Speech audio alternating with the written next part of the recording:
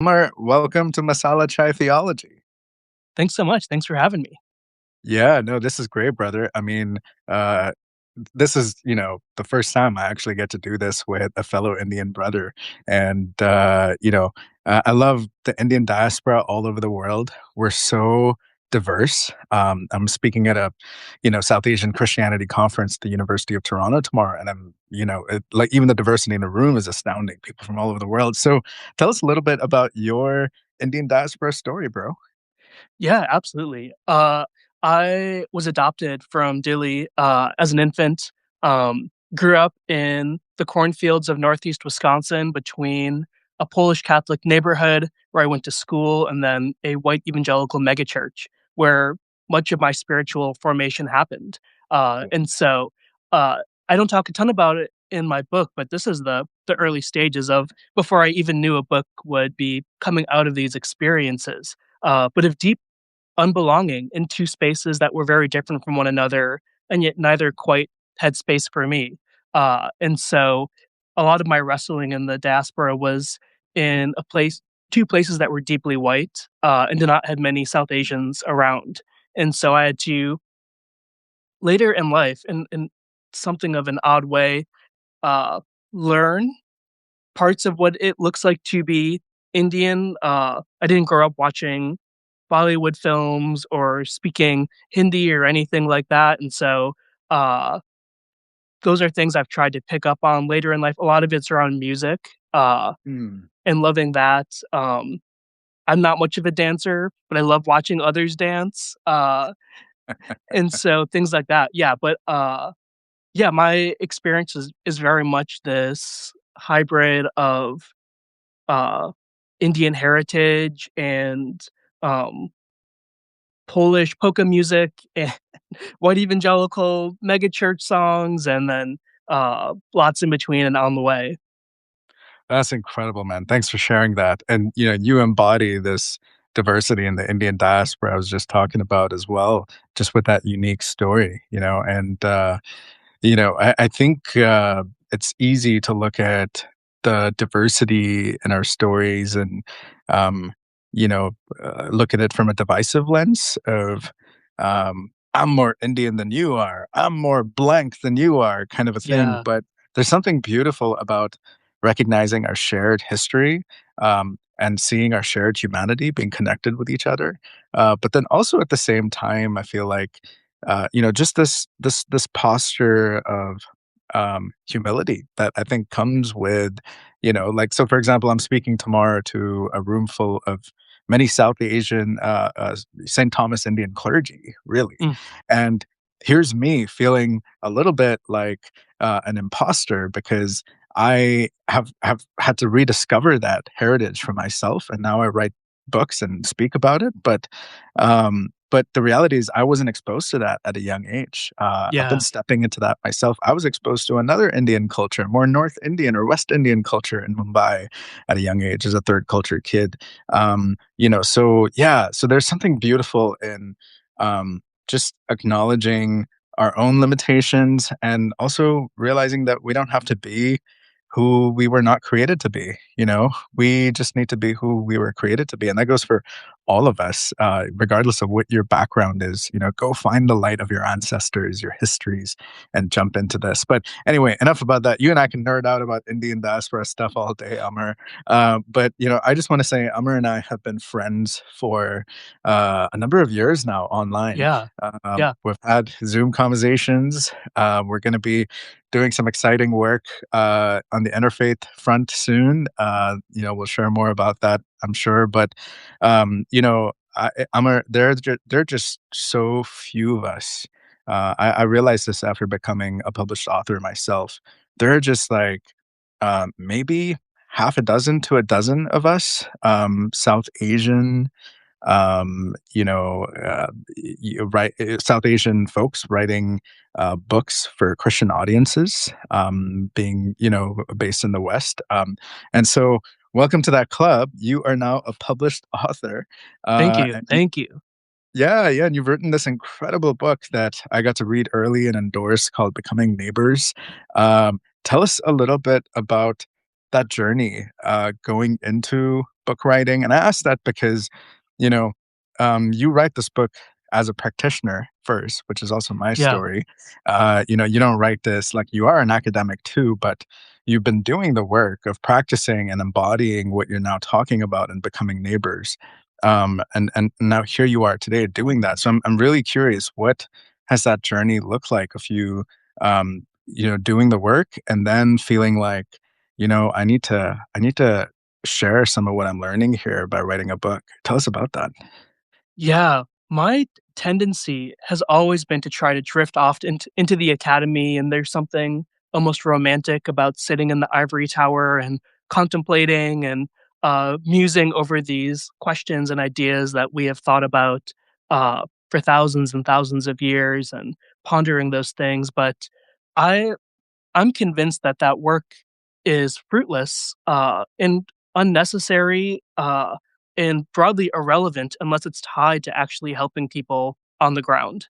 Wow. Um, and so when I went to an evangelical Bible college where I had to do a practical Christian ministry every week, and for as inconvenient as that felt at times, I spent a year with after school program um, in a Chicago neighborhood that was deeply challenging, but also exposed me to the realities of, um, I mean, broadly systemic injustice, poverty, food apartheid, uh, inaccessibility, um, and all of those things. I learned it through these young kids who are coming to this program after school to play basketball and were forced to, for 15 minutes, sit down and listen to a sermon that one of the students would give. And so that was deeply formative. And then I spent a good number of years at Lydia Home, which is a foster care home in another Chicago neighborhood. And we put on an after dinner church program for them. And it was voluntary, and kids would come down, and the kids at this home were there because they likely had some sort of behavioral issue or something with not being able to stay placed with a single family. And so these kids were bringing so much weight to these conversations. And I was sitting and learning about all these theologians and this and that. Uh, and I try to, here's a sermon on, Calvin's Institutes. And they'd go, what does that matter? Like, what does this actually have to, what does election have to Mm, say to me? What does predestination have to say about my circumstances? Uh, wow. and that was a clear moment of going, this doesn't mean anything.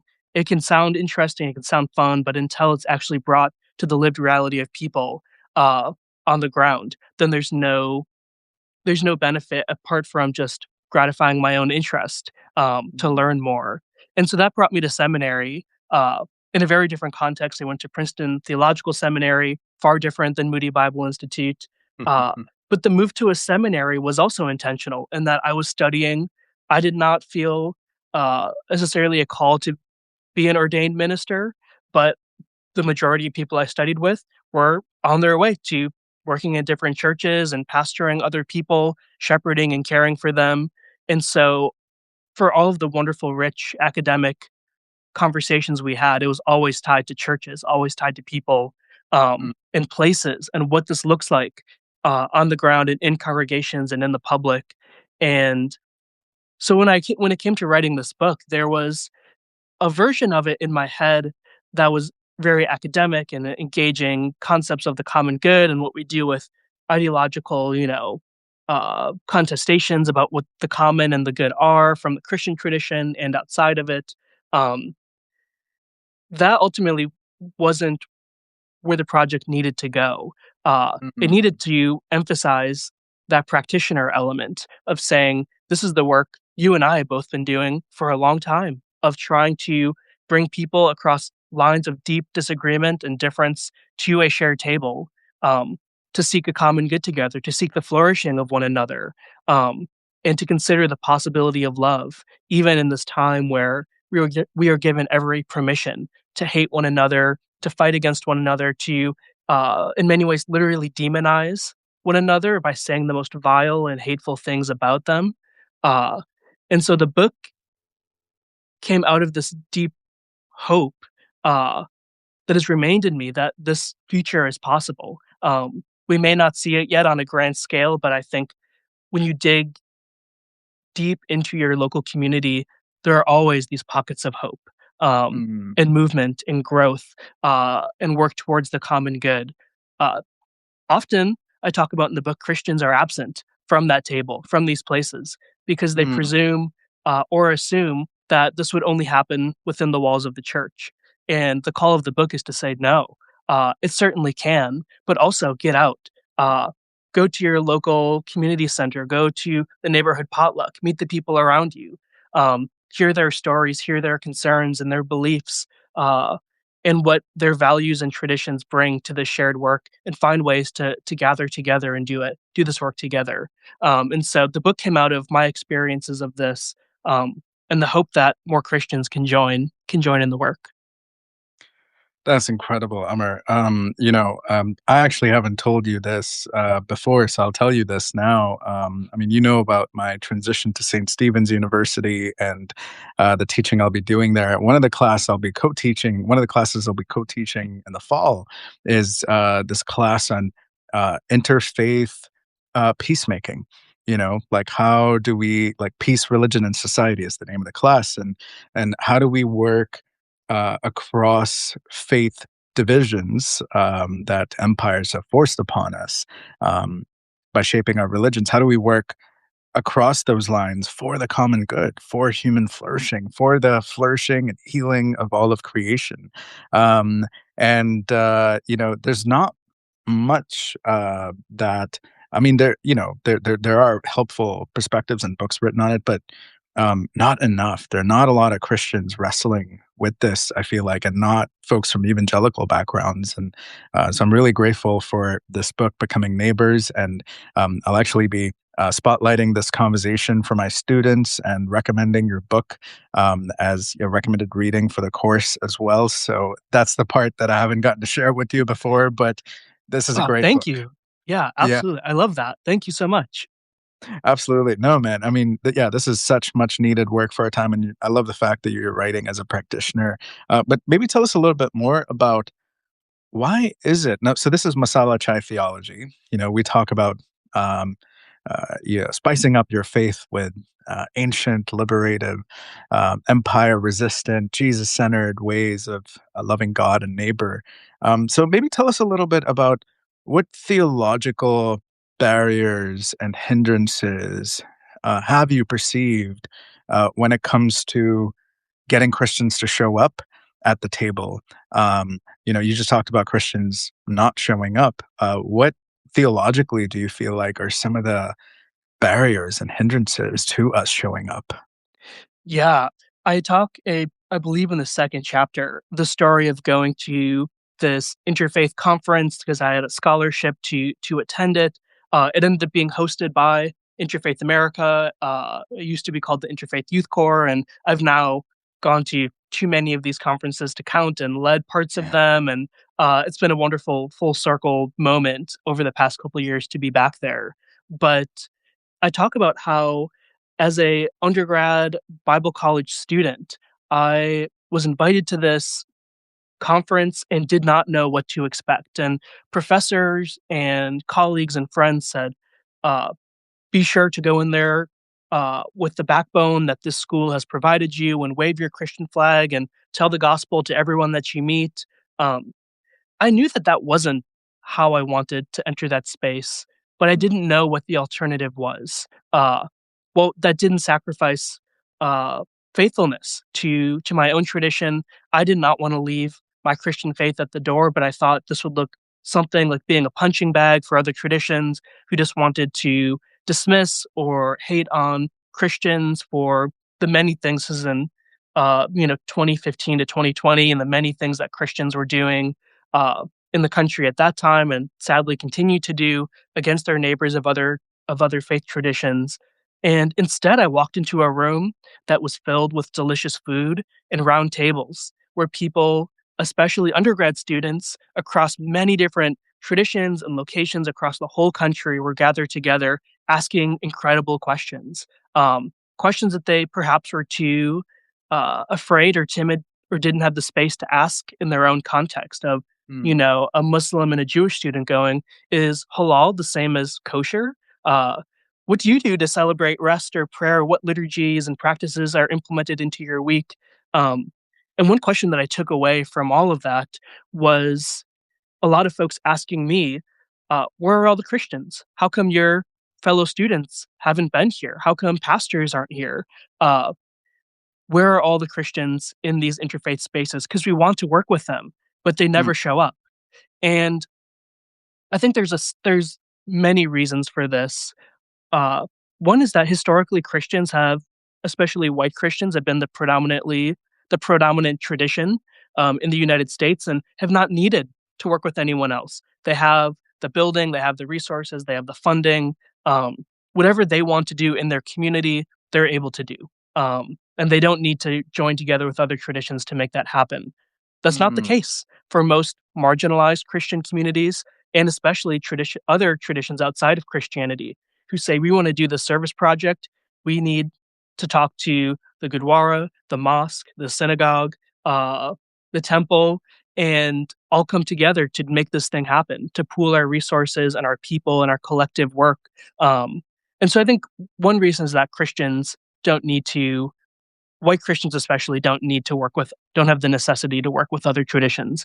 Um, the second is that they don't find any benefit in it.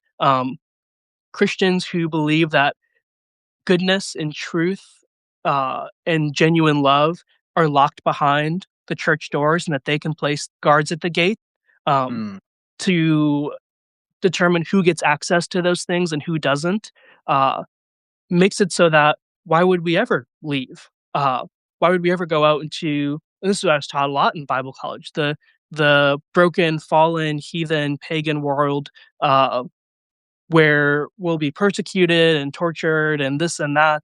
Uh, and it's as if there's like some sort of uh, lesser form of service when we partner or work with people of other faith traditions, that our gospel witness is tarnished if we do that work alongside someone who disagrees with us.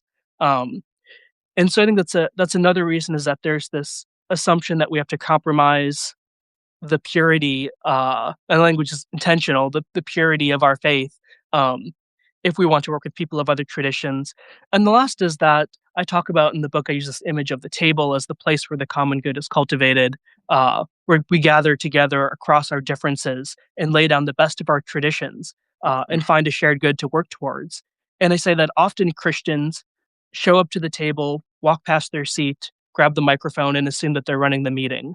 That Christians are the one in charge, they have the answers, and everyone else is going to sit and listen to them and follow their lead.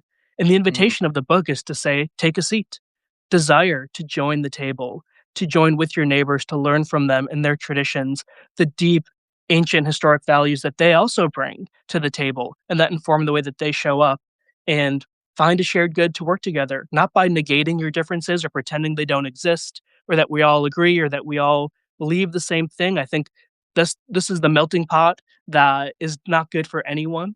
Um, but instead to, in the fullness of our particularities and differences, say there's something good for us to do together because we want to seek the shared flourishing of everyone. And so Christians leave, and don't participate for many reasons, often because of their own uh, egos and presumptions of superiority and even supremacy. Uh, mm. but the humbling work of joining with others, I think, is the work that we need to do and that we're called to do, and that for many is a necessity.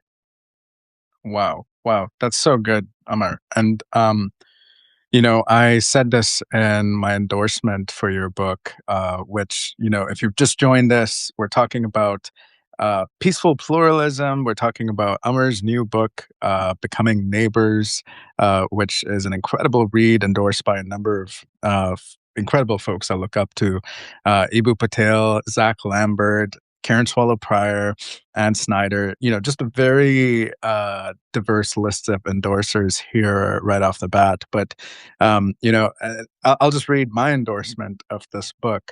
Amar Peterman brings to the American church the ancient pre-colonial values of peaceful pluralism embodied by our Indian ancestors, values the West desperately needs for its healing today. This book is a hope-filled, prophetic reimagination of what the church was always meant to be: good news for the poor and the oppressed, working alongside the Spirit of God, who is already present in all of humanity and creation. If you're longing for a church that heals, hopes, and joins God's liberating work in the world, read this book. And, that is still how I feel about this book. And what I'm so proud of you for, Amar, is the fact that, like I say in the endorsement, historically, these are Indian values, values of pluralism, values of hospitality to neighbors of different faiths. Um, before the colonial powers showed up with Yeah, their divide and conquer mindsets, right? And not just colonial powers from the West. There were also powers that showed up. I'm thinking of the Mughals, or folks from Turkey and Persia, who showed up to conquer northern India, parts of India, but then really ended up being transformed by this pluralistic hospitality culture in India. And the Mughal emperors then become stalwarts of this peaceful embodied pluralism too, like Emperor Akbar, for example, who had Jesuits, Portuguese Jesuits in his court, to talk about learning from each other's eyes about the divine and about neighbor and that kind of thing. So it's I find it so poetic that you are bringing those values of our people to the Western Church in such a bold, direct, humble way, and you do that as a practitioner, as someone who is practicing this, but also contemplatively doing a lot of deep thinking and academic research and writing into this. So, just really, really grateful for this resource that's going to bless the church. But going back to some of the things you were talking about, Amar, just this posture of um, we're going to grab the microphone because we have the answers and everyone else is here to learn from us. Um, yeah, I'm thinking about some interfaith engagement I had in university with the Muslim student group on mm, campus. And what I feel like was so discouraging, what I loved about it was just sitting around a table, learning from each other, asking questions. What I found really discouraging was the folks who would show up both from the Christian side and the Muslim Student Association side, the minority of folks, but folks who would show up with more combative kind of lenses of, yeah, prove to me that it was Jesus who rose from the dead, kind of a thing, right? Or prove to me that Muhammad was real, or something like that, right? And those conversations would just go nowhere, right? And tell us maybe a little bit about if you were at a table, and you had a Hindu neighbor, a Muslim neighbor, a Buddhist neighbor, Sikh neighbor, Christian neighbor, kind of going at it with each other. And again, so much of this is because of colonialism and divide and conquer. But if you were at a table like that, how would you be a peacemaker, and what advice would you give to someone listening to be Jesus and to be a peacemaker in a situation like that? yeah, absolutely. And this is like a very real and often occurring situation. Uh, I talk about in the book the role of desire, that in order to come to the table, we have to desire to love our neighbors. As Christians, we say that it's because they're made in the image of God. Uh, I draw from Augustine's concept or framework of use and enjoyment. Um, Augustine scholars here can debate me on whether or not Augustine believes that we can enjoy our neighbors. He goes back and forth on it. Uh, but I think theologically, we have to say that we can enjoy our neighbors, which is to say, we love them as an end in themselves, not a use to towards a greater love. Wow. Which is often the struggle today is that Christians treat things like control and power as things to enjoy rather than things to use towards the greater enjoyment of God and neighbor. And so I think when we come to the table, one of the, I suppose, precedents that needs to be set is this desire to love one another. And often these combative roles and positions that people take, um, there's certainly it's a broader. This is gets into my dissertation work, which will put people to sleep very quickly. Uh, but how people will take that call to love and say, "Well, this debate is love. This debate is trying to convince this other person that they're wrong and that Jesus." is the one true way to heaven, and that can certainly be true. I don't Mhm. know of many situations, if any, where that kind of combative nature leads to someone saying, "I see the love of God in you, and I want to see what you're about, and I want to know." And for me, and this gets into a philosophy of apologetics, which is to say, Mm. I think apologetics has lost the skill of compulsion and persuasion that I often, I work in interfaith spaces as a committed Christian. I go to a divinity school that has people of many different traditions and many of no tradition at all. And I approach that work unashamedly as a theologian to say, I actually believe in this tradition that I'm studying and that I'm speaking from. I think there is a moral frame here. Uh, and so when these situations arise, often it's bringing people back to this premise of these are meaningful, significant conversations. They're not the conversation for the table. The Mm. conversation for this table is one of seeking a common good and shared flourishing. And if you're not about that, then you're maybe not ready to be at this table. Um, and again, for the Christian, I'm not saying that that means we leave behind our Christian faith, that we leave behind the truth claims that we make that would disagree or push back against the truth claims that other traditions make. But instead, at least the way I show up to the table is with the hope that I, in radical and deep and unwavering love, am showing up in a way that piques other people's interest to say, how is Amar showing up in this way? Uh, Mm. there's something different here. And I think there is something different. I think that's the work of the Holy Spirit, to show up in these spaces with and for us. Uh, and I let some will say this is an excuse or that it's passive. I'll say I leave it up to the Spirit to make that move. My task is to try to embody Christ in this space and leave the rest up to knowing that God is working in people's lives in ways that I could never imagine, um, and working all things to the good of those who love Him. And so, uh, perhaps that's a cop out of an answer, but my answer is to say it's not to continue fighting, and the Yeah. table that I'm thinking of is not one for debate. It's one for radical love and inclusion and communion with one another, as neighbors to work towards a common good.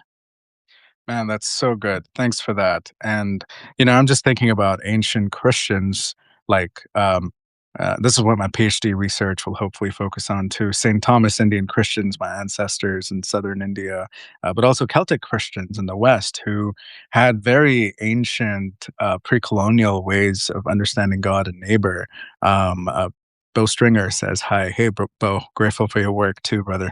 Um, but I'm thinking of these ancient Christian traditions that didn't feel the need to change their neighbors' minds, to change or to convert their neighbors to their way of thinking, but were very open-handed, because the emphasis was more on becoming like Jesus than convincing someone else with your words about Jesus. The whole convincing someone else with your words about Jesus, I think, is a posture that's come from Western Enlightenment, um, Yes. right? And which is where colonialism also emerged from, Western colonialism at least. But that is not the posture and the context of Jesus in the early church and their Eastern culture.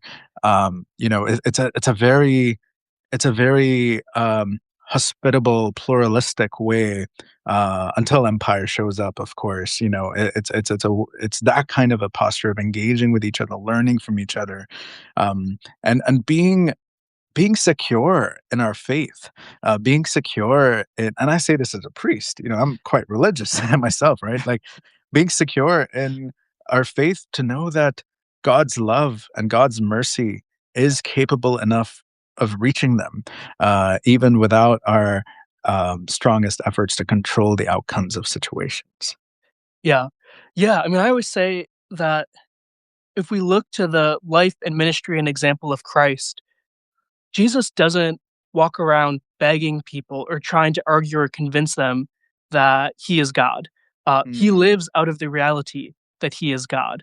And the people who want to pick up their cross and follow him do so. And many people are left behind and they don't. Um, Jesus doesn't continue to stop and plead and beg to every single person, to every religious leader who denies that Christ says who he is. Uh, Instead, he turns to the people who are eager to hear his message of love and liberation and community and belonging and says, "Follow me, drop everything, and join me in this journey." Um, I think that's the model of apologetics today, is to say, we are on this good road together. Um, and if folks are compelled by that vision, compelled by the work that we're doing, the way that we show up in a world marked by so much hatred and Mm. division and polarization, and say, I choose love, I choose hope, I choose to create potluck spreads where people belong and can fully participate, uh, despite what they bring. Um, that is a that is the path to witnessing to Christ in our world today. And we can say that we do this unashamedly because of our faith tradition. That doesn't have to be shrouded or covered up. I don't think Christ ever covers that up. He knows who he is, uh, and he lives unashamedly out of that reality. And he encounters people sometimes in very stark ways, sometimes in very gentle ways. Um, and I think that's the example for us. Not this, as you mentioned, colonial enlightenment move to say we need to debate and prove something that is ultimately unknowable, something that is rooted in faith, in trust, in experience and revelation that can't be accounted for even through the longest philosophic text that we can find. That's so good. That's so good. Yeah.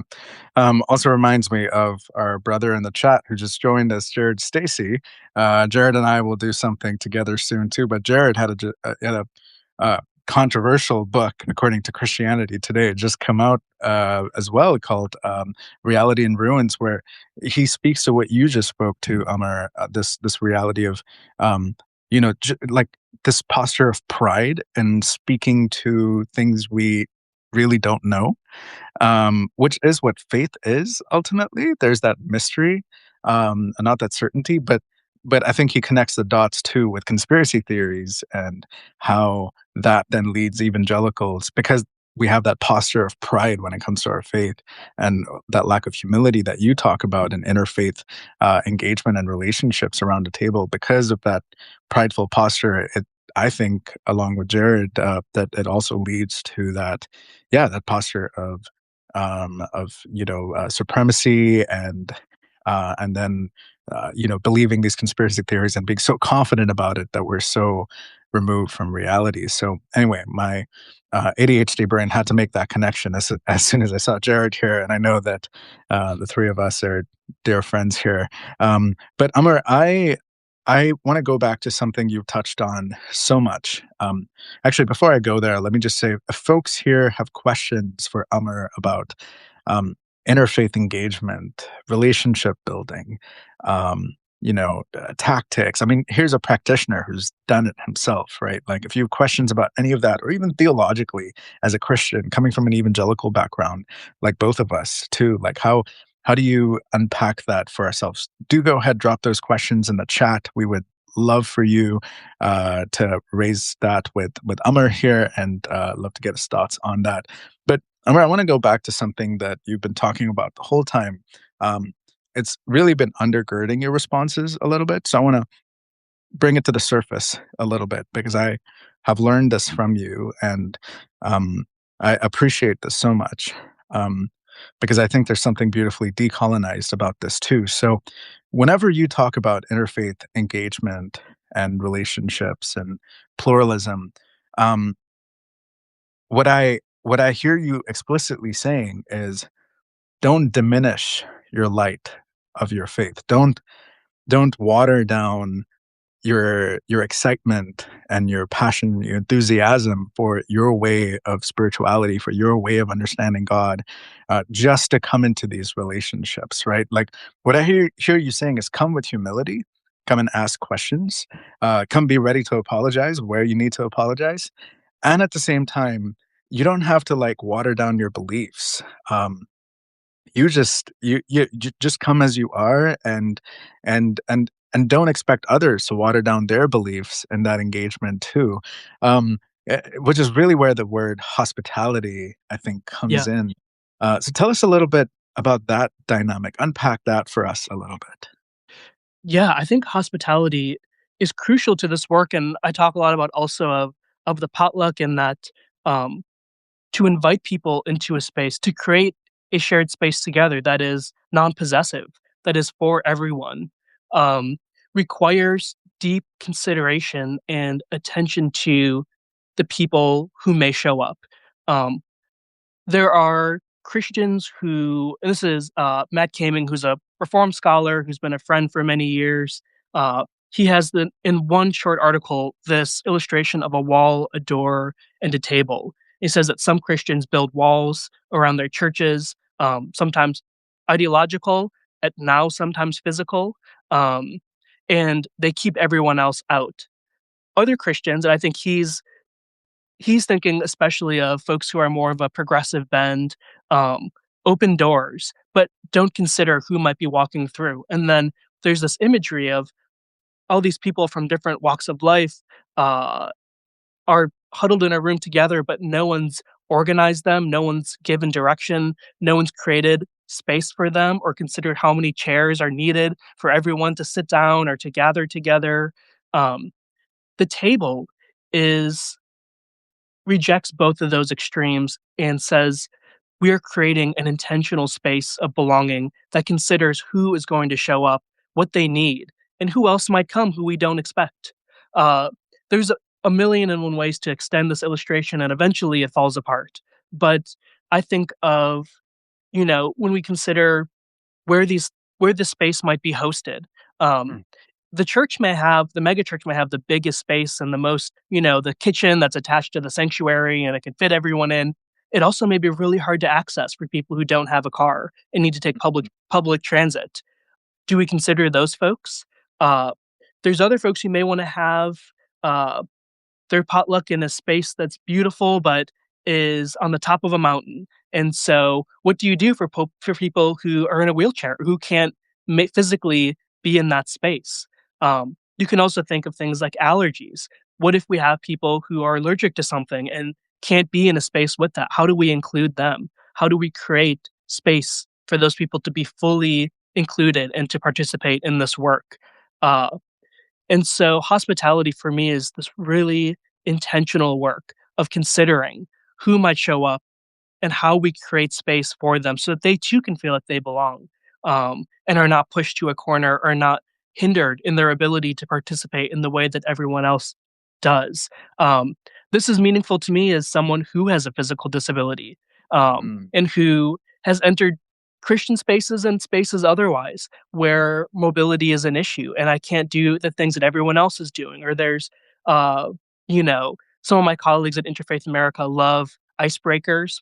um, I'm more of an ice melter than an icebreaker, but some of these icebreakers are, like, very, physically taxing or, needing, and I can't do them, and, for me, not a problem, not an icebreaker person, but for others who might want to, those are things to consider, and, of course, you have to include, religious observances in this as well. Um, what if you have your potluck on a Friday afternoon when Juma is happening, or on Saturday when your Jewish neighbors are practicing Sabbath, um, and are not participating? Or now we're still in the final day of Ramadan, um, and considering those observances as well. And so this I again can be this illustration can be extended in many ways, but at the core of it is a hospitality that considers who is going to show up, and how we can make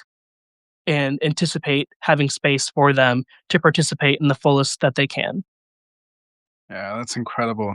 Just being inclusive. And I mean, it's not lost on me that at a potluck, you're bringing food, right? And you have to be inclusive and mindful of religious dietary preferences, restrictions.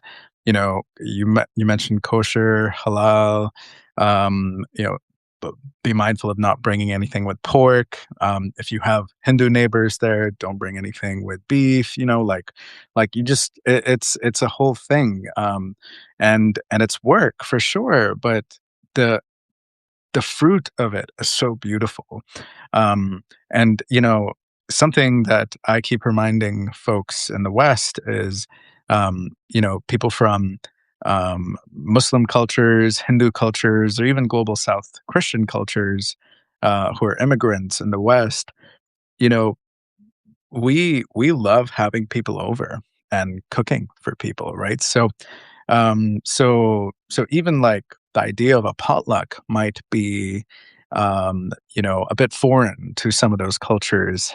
What's more natural is invite them over to your home, because there's a sense of vulnerability there. And if you invite anyone from, one of the global South religious backgrounds, I think, over to your home, they will just feel so honored, and it would do wonders for your relationship, and they will absolutely invite you back, which, there's so much beauty in that meal, that home cooked meal that you get to then eat and experience with them. So just, wanted to, yeah, my brain went there as well as you were talking about this, Amar.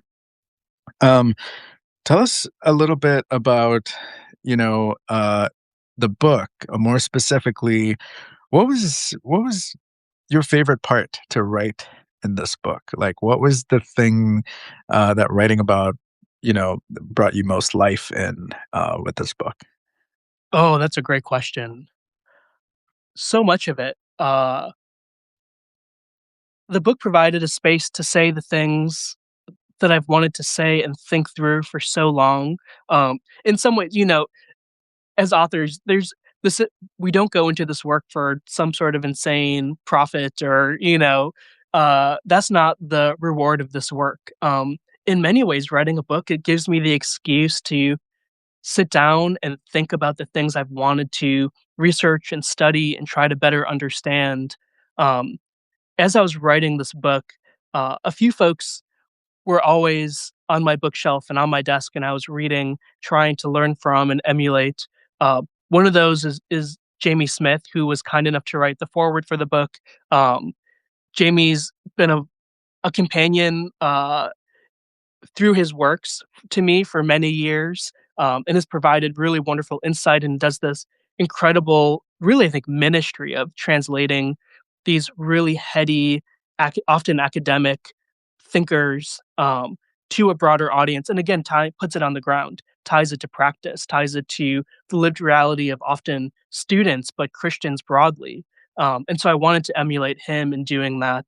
Uh, Another is ironically, Martin Heidegger, who is a crabby German philosopher who did not like Christianity at all, and like full disclaimer, spent a period of his life in the Nazi Party.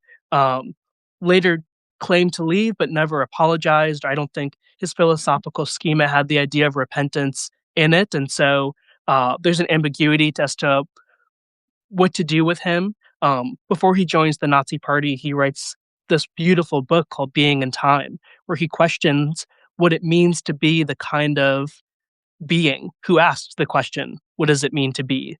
Um, in that, he talks about this concept of thrownness. And I read this alongside reading Christian Wyman, who is another poet and essayist who has nothing to do with Heidegger. Completely different, in many ways, completely different people, completely different authors, completely different time periods. Wyman's with us today. He's at Yale Div, writing beautiful poetry. He just had a book with Miroslav Volf come out that's an exchanging of letters between the two of them. Uh, but Wyman also talks about thrownness through this idea of contingency. Mm, Um, and Smith does as well, but this is a section in the book where I talk about humility as a practice of neighbor love that felt like it brought all of these different influences and ideas and people together in one section. And in it, I really talk about the incarnation as Christ as in the fullness of God, entering into the waves of causality that God set in motion at the beginning of time, and mm, so intimately caught in those waves that Christ is put to death because of the actions of others. And there is a radical humility in that work, an recognition of our interdependence that Heidegger's concept of thrownness is that we recognize that we are like a rock that has been thrown down the side of a hill and is bumped up against trees and stumps and branches and leaves and whatever else.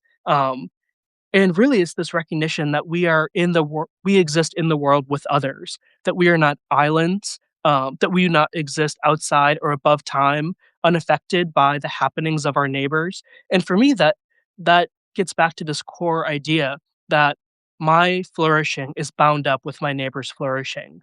Mm, Um, that this is not a zero-sum game, and this is not me putting everyone else down in order to secure my own power or, security or whatever else we might desire, but that unless we do this together and recognize that our futures are bound together, we'll never be able to seek the common good together in a meaningful or significant way.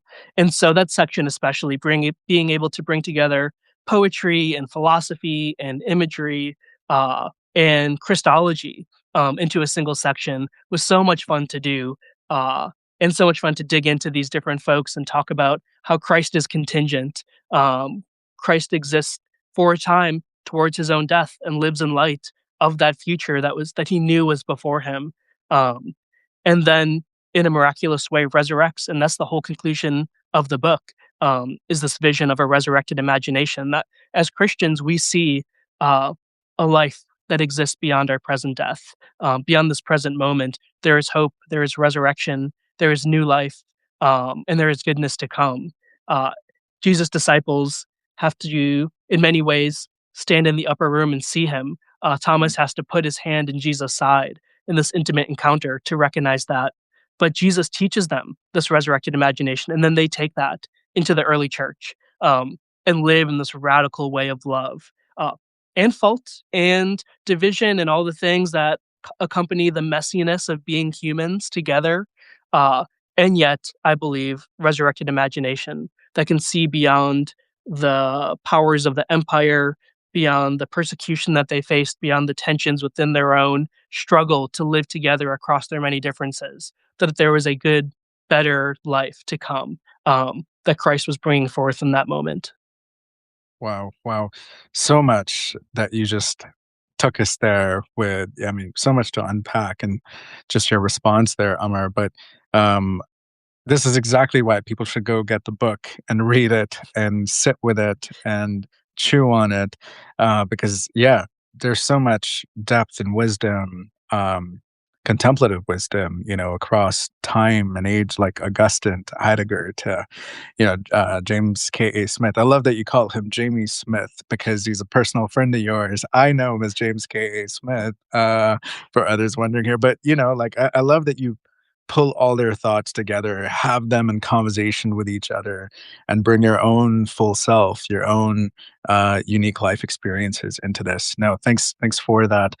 Couple of quick questions as we close up here, and this is more, sidebar, just curious kind of a thing. So, I guess the first question is, this is probably the first podcast you've ever been asked this. But I see half of a beautiful frame in your background, that has the Mm, opening words of the Rosary, "Hail Mary, full of grace." Wow.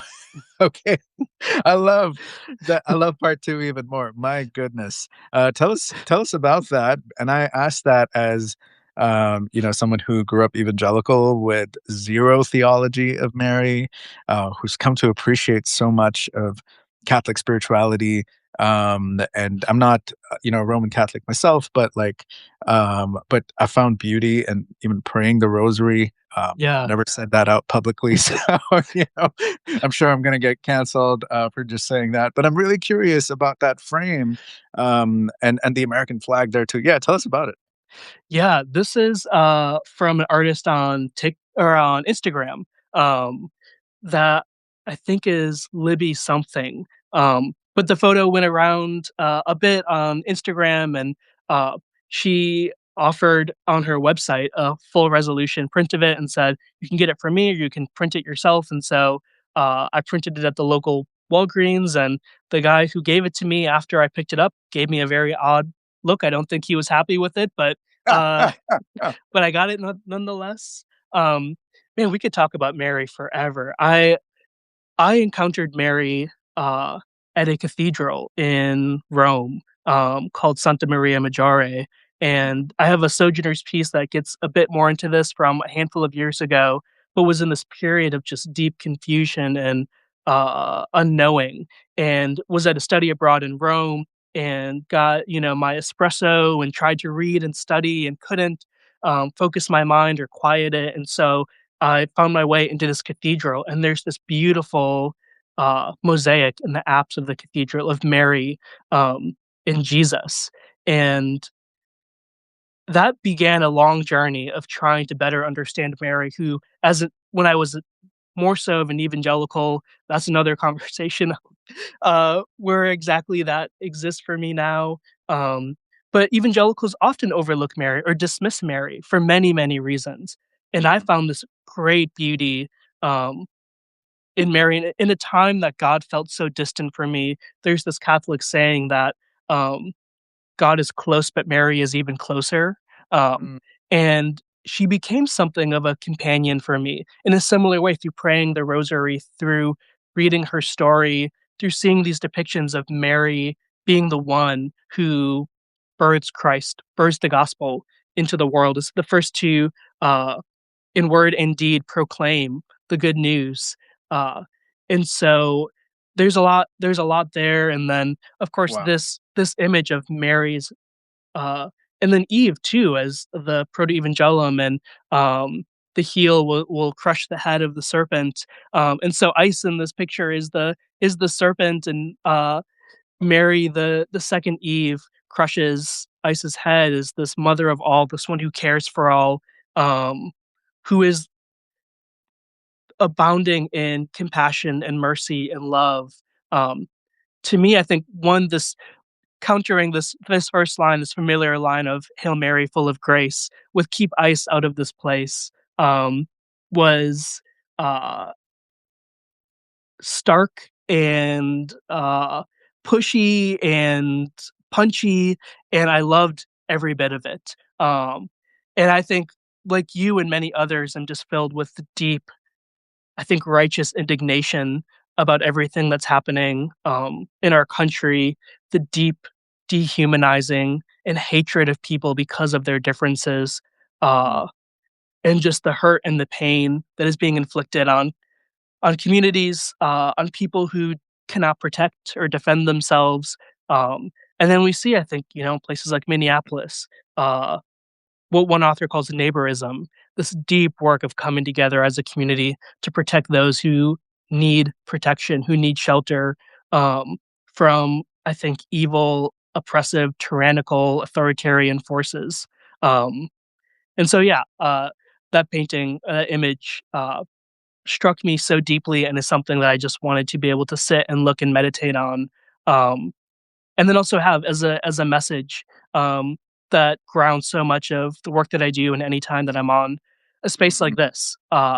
And so, yeah, I'm glad that you pointed it out and saw it and asked about it. That's beautiful, man, and that story that you shared behind it is even more beautiful. Imma have to look it up myself and, get one of those for myself, but, I think that is the right way of interpreting Mary, and the right way of interpreting, um, the serpent, and Eve in Genesis, um, but, I resonate also so much with your Marian experiences, Mm, um, almost verbatim, like, I had almost the same exact story play out with me on a spiritual pilgrimage to Europe. I try to do one once a year where I just go visit these, medieval cathedrals, just sit in there, pray. And there was a season a couple of years ago on one of those pilgrimages that Jesus just felt so distant from me for the first time. And I just couldn't do the evangelical thing of praying my own prayers anymore. And the liturgy was helpful.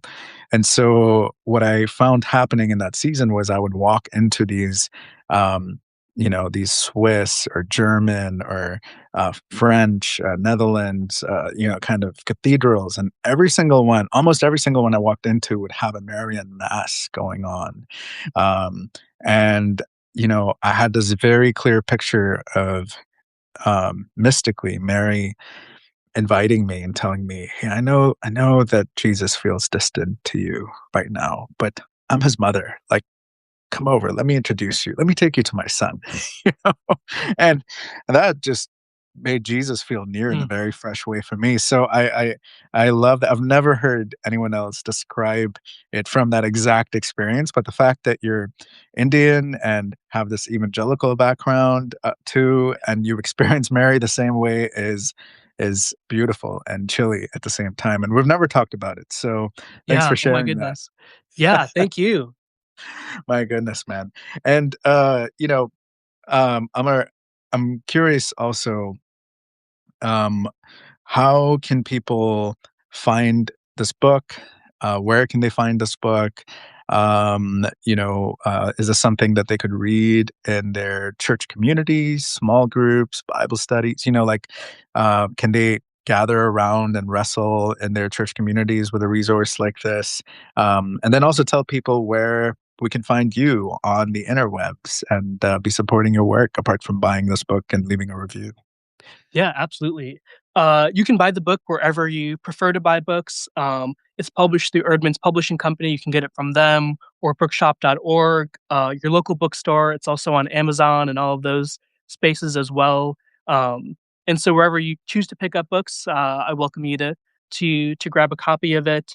It's absolutely. I mean, this book I wrote for the church, for my community, for my church, and for hopefully it's a blessing to yours as well. It's also very short. The content of it is a little under 100 pages, and so it's intended for folks to read it together in community, without having to do this long multi-week series. You can read the book uh, in an afternoon, or you can sit with it over a period of weeks or time. It's meant for both, and so I hope it's a gift and a blessing to church communities and reading groups. Uh, and everywhere in between that wants to try to understand or think through how we might become neighbors to the people around us, as Jesus calls us to in the parable of the Samaritan man. You can find me here on Substack. I have a Substack called This Common Life that focuses on questions of faith formation, neighbor love, and the common good. I'm often on Instagram. I'm also like you, Joash, experimenting with TikTok and trying to figure out how that works. I'm not Gen Z, but I'm trying to do better and sitting down in front of a camera and speaking and trying to offer something for that audience there. And so you can find me, yeah, on Substack, Instagram, and TikTok. I'm on Threads as well, trying to figure out how to avoid just writing hot takes and things that are algorithmically incentivized and instead give content and thoughts of substance, and care and nuance as much as these platforms afford. And so yeah, you can find me in all of those spaces. Yeah, yeah, I love that. Go find Amar all those places, follow him, engage with him, subscribe to his Substack, support his work. And yeah, Amar, the reality is that those of us doing deeper contemplative writing and work, like, we're not gonna find virality, but our work compounds over time. And so that's my encouragement to you, to other practitioners writing books on justice, or just writing Substacks on justice, or articles like you and I have, or the common good. And yeah, because the reality is that we're doing this to be faithful, and our work will have an impact, but the metrics of success are going to look different from what Empire prefers. And so I hope that encourages you in this book launch season. I hope that encourages others to keep persevering in this journey of justice. And Amar, this was so great to get to do this with you. Thanks for joining us, Masala Chai Theology, and everyone go get your copy of Becoming Neighbors wherever you buy your books. Blessings, brother. Thank you. Thank you so much for having me. All right. Absolutely, man. Take care.